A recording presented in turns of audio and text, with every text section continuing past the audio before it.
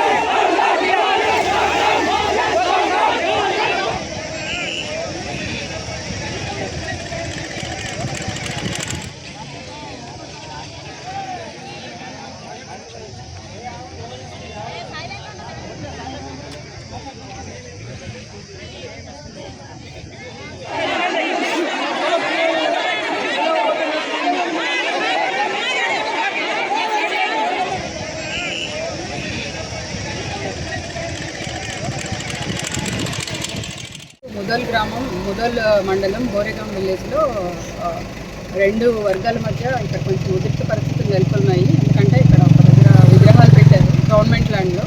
So దానికి permission లేదు. Revenue people వాళ్ళ రూల్స్ ప్రకారం యాక్షన్ తీసుకుంటారు.